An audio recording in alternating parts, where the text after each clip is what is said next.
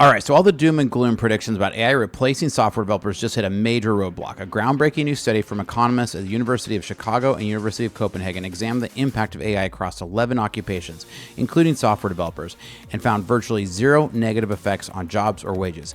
Meanwhile, AI coding tools are creating serious security risks, with a recent study showing that 440,000 out of 76,000 AI-generated code dependencies were completely hallucinated.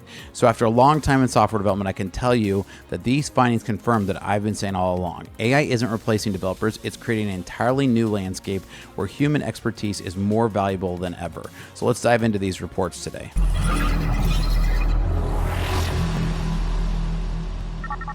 Welcome to Startup Hack. I'm Spencer, and here at Startup Hack, we train software developers in our licensed coding boot camps and build custom software solutions for companies. With a decade of executive leadership as a fractional CTO and 25 years in software development, I've mastered transforming tech teams and products. All right, so if you've been worried about AI replacing software developers, this video is going to completely change your perspective. While tech media has been pushing panic about job loss, real-world data is telling a completely different story.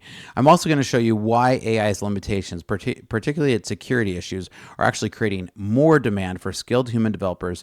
So let's dive into it here. So let's take a look over at this report here, and I want to start off with this report. So generative AI is not replacing or hurting wages at all, economists claim. So when we look at the outcomes, it really has not moved the needle. So instead of depressing wages or taking jobs, generative AI chatbots like ChatGPT, Claude, and Gemini have almost no significant wage or labor impact so far. So in a working paper released this month, they said that they were covering 25,000 workers and 7,000 workplaces, right, in 2023 and 2024. Many of these occupations have been described as being vulnerable to AI: accountants, customer support, and of course, software development, right? So the software development is the one we're talking about here mostly today, but all of these, right? Now, as they studied this, they said AI chatbots have no significant impacts on earnings or recorded hours in any occupation. They went on to say that the adoption of these chatbots has been remarkably fast. So people jumped into using them really quick. So they did find that it does save time for about 64 to 90% of users. So it does save time. But how much time? AI chatbots have created new job tasks for 8.4% of workers, including some who do not use the tool themselves. So in other words, AI is creating a new workplace that cancels out some of the potential time savings from using AI in the first place. One very stark example that's close to home for me is there are a lot of teachers who now say they're spending time trying to detect whether students are using ChatGPT to cheat on their homework. Thought that was interesting from a teacher. But he says these new job tasks create new demands for workers, which may boost their wages if they're more high value added tasks, right? So he does say that users report average saving times of 2.8% of work hours. Now, I'd probably give it higher than that. That feels a little low to me, but that's what his report says here. That's a bit more than 1 hour per 40-hour week, okay? So I've found it to be more, he also notes that other findings that he has from this one here shows that it was 15%, is that it's increasing 15%. So let's even get at the 15%. That would mean that out of a 10-person team, AI supposedly is replacing 1 out of these 15. Now, that's about what we're seeing even from the job market right now, but I think there's other things at work here. So I think there's two key takeaways why the real economic gains are lower than the cited studies. He says, first, most tasks do not fall into the category where ChatGPT can just automate everything.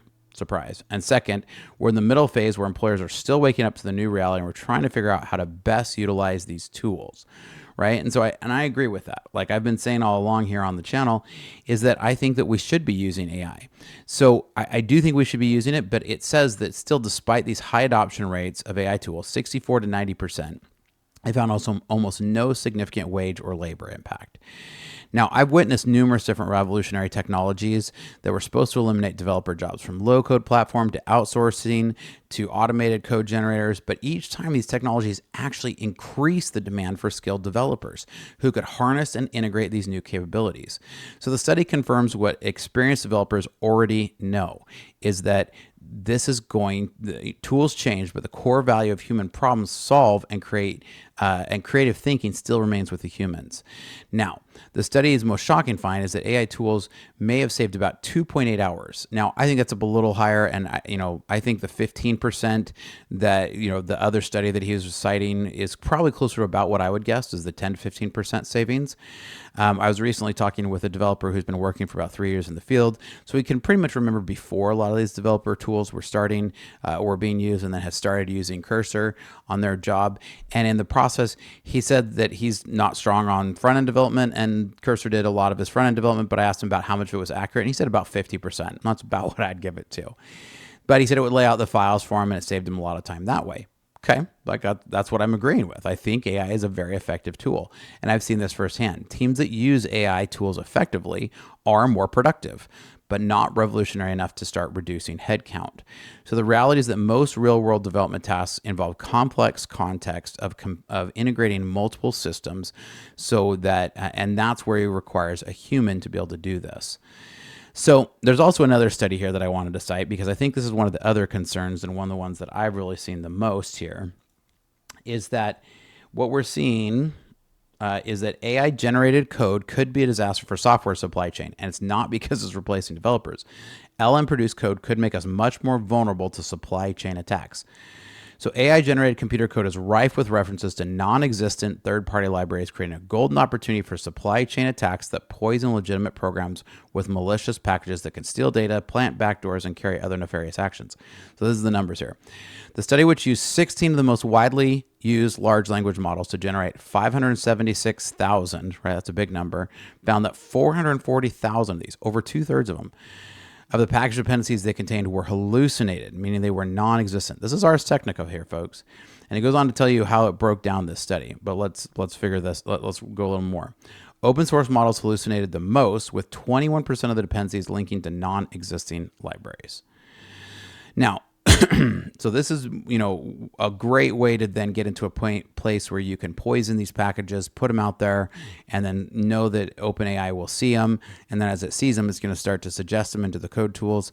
And as it does that, then you're going to start getting them to use them. So if a user trusts the LM output and installs the package without carefully verifying it, what everybody's suggesting that we do here, right? The attacker's payload hidden in the malicious code could be executed in the user system. So he talks about how he did this, right? So they ran 30 tests, 16 in Python, 14 JavaScript, generated 19,000 code samples, 576. And again, they did this across, 30 tests across the 16 tools. So like 2 tests per tool. Of the 2.3 million package references contained in those, 449 or 19% pointed to packages that did not exist. So about 20% of the packages didn't even exist. And that's about what I've run into, right? And I've really found that that's one of the biggest problems here. And so this is even talking about Code Llama or DeepSeek. We're nearly 22%. And so, you can continue on this article, and I'll put the article in the link down below. But my point to this is that this creates what security calls a slop squatting, where attackers register these non-existent package names and then inject malicious code. So even the best commercial AI coding tools like ChatGPT-4 hallucinated dependencies at a rate of almost 20%. That's crazy high. Now, in my 25 years of development, I've learned that security issues like this can cause catastrophic business damage when they make it into production. You would never let a junior developer come onto your team, write a bunch of code, and ship it straight to production. And yet that's what people are saying is going to happen with AI. So I don't understand how they're saying this is going to reduce software development headcount. This code has got to be verified by a human. Companies that rush to replace human developers with AI are going to scramble to hire security experts who can manage these new risks. Now, the study found that companies actively encouraging AI adoption saw better results than those who were individual developers using tools on their own. So this also mirrors my experience. AI tools work best when integrated into well-designed development processes rather than isolated productivity hacks. So i.e. vibe coding, right? I can tell you that technology always works best when it enhances human capabilities rather than trying to replace them. The study also found that creating a divide line in the industry, not between humans and AI, but between developers who know how to effectively partner with AI and those who don't. Now, if your company has systems that aren't connected, make sure you reach out to us, because here at Startup Hack, our specialty is connecting systems to help your company work like a well-oiled machine. So check out startuphack.com/Spencer and we can help you out. And also, one of the best compliments you can give me is to leave a comment down below in the code. So make sure that you comment and like and subscribe, because I try to bring you a lot of great valuable content here. So rather than eliminating jobs, AI tools are creating intense demand for developers with new skills, particularly with prompt engineering and those who understand AI and how to integrate it into business solutions. I'm seeing development teams restructure around AI capabilities with more emphasis on architecture, testing, and security rather than just raw code production, i.e. code monkey, right? My clients are increasingly asking for developers who understand both traditional programming and AI capabilities. They want these to be built into their systems. So this mirrors previous technology transitions I've experienced. Each wave of automation creates more jobs focused on higher level concerns. The bottom line is AI isn't replacing developers' jobs. It's transforming them and creating entirely new career paths for those willing to adapt. I tell my developers all the time, AI won't replace your job, but a developer knows how to use it might. The hallucination dependency crisis reveals a major new challenge in software development. AI introduces security vulnerabilities in the software supply chain. So according to recent research, 43% of hallucinated packages names were consistently repeated, making them prime targets for attackers to register and exploit. So, I think this is a new poisoning that's happening among some of these LLMs, is that we see this repeat of this package that either doesn't exist, and then what does that do? It opens up for hackers to be able to go put that package into the package libraries, and to be able to then have the code be able to suddenly start calling it from production if you haven't checked it, right? So this is going to create an entirely new specialties within software development focused on AI security. Now, these studies' findings also directly contradict the apocalyptic prediction about AI causing mass developer unemployment. I think what we're seeing is we're actually seeing the effects of the economy. In 2020, 2021, 2022, there was so much money pumped into the economy that these companies ran up and overstaffed so high on software developers that it was one of the largest major runs on software development we've seen in 25 years. What's obviously going to happen now over the next 2 years, we're going to feel the impact of that as people get voted off the island. And that's going to be painful, right? Like that's going to impact the economy. And so the approximate 10% drop that we've seen in software development jobs recently, over the last 2 years, is because of this vote off the island, because of the overstaff of the 3 years before. The other part of this is interest rates are high. While interest rates are high, money is expensive. When money is expensive, development is expensive. Development's always expensive, whether money is expensive or not. But while money is expensive, then companies can't afford to invest into R&D, which is where most software development happens. So we're going to see this impact, and everybody's blaming AI, but the reality of the matter is it's the economic impacts that are having far more impact on software development jobs than AI is. And so I think what we're really going to see is what these studies show is that AI adoption rates are going to vary significantly across different professional roles. But as you see this, you're going to see that enthusiastically trying new AI tools while becoming more, it's going to make you more valuable, not less valuable. So I've watched tool adoption follow a predictable curve. There's initial hype, followed by disillusionment, then eventual productive integration, right? And that's what we're going to see.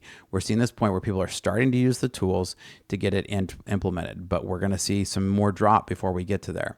So the next phase, we'll see AI tools becoming standard parts of development workflows, not any different than Visual Studio or VS Code has become standard for software developers. This pattern has been repeated with every major development paradigm shift that I've witnessed throughout my career. So one of the big things that I would tell you is that I've consistently found that technology amplifies human capabilities, but it doesn't replace it. AI tools are becoming essential, and they're becoming an essential extension of developer capabilities. And it's similar to how source control and IDEs transferred development in early days. I can't imagine being a software developer today without Git, right? This is how much I think 10 years from now we will become reliant on AI. I think we will, but you still have to understand it because it won't replace you. So I see developer jobs evolving rather than disappearing, with AI handling routine tasks so humans can focus on the creative problem solving, integration, security, and system design. Now, again, if your company has systems that aren't connected, or you're looking to build some AI agents into your daily workflow, check us out, because here at startuphack.com/Spencer, we'd love to help you out. So check us out. Now, What are your thoughts? Do you agree? Do you disagree? I love to have a great conversation. I answer all the comments personally, so leave a comment down below and make sure to like and subscribe. Here at Startup Hack, we love to train software developers. We're going to make a big announcement on that this week. We also love to build custom software solutions for companies. So if we can help your company reach out, big or small, we take on a lot of different sizes, and we're excited to help you here. And here's some great information. Hi, my name is Spencer Thomason, and I'm a fractional CTO. With over a decade of executive leadership and a solid 25 years in software development, I've mastered the art of transforming technology teams and products. So what is a fractional CTO? This is where you can contract someone like myself to come into your organization and get the benefits of a seasoned CTO without having to employ me full time. In today's fast-paced world, efficiency, security, and product scaling aren't just goals, they're necessities. My passion is building impactful products and enhancing organizational efficiencies through technology. From startups to small businesses, my approach leverages lean methodologies to not just meet but exceed your strategic goals. Whether it's through executive mentoring, cloud system architecture, or launching a minimum viable product swiftly, my aim is to make a significant impact right from the start. Recognized in the Arizona startup ecosystem, my journey has been about creating value and fostering innovation. I have led technology for companies like GoDaddy, SRP, and Wells Fargo and turned challenges into milestones. I've taken this learning and launched 7 of my own brands, and now I want to help you. So if you're looking for a fractional CTO who brings a wealth of experience, strategic vision, and a proven track record, let's connect. Together we can build technology that not only drives your business forward, but also makes a difference. Technology leadership redefined to fit your needs. So reach out today.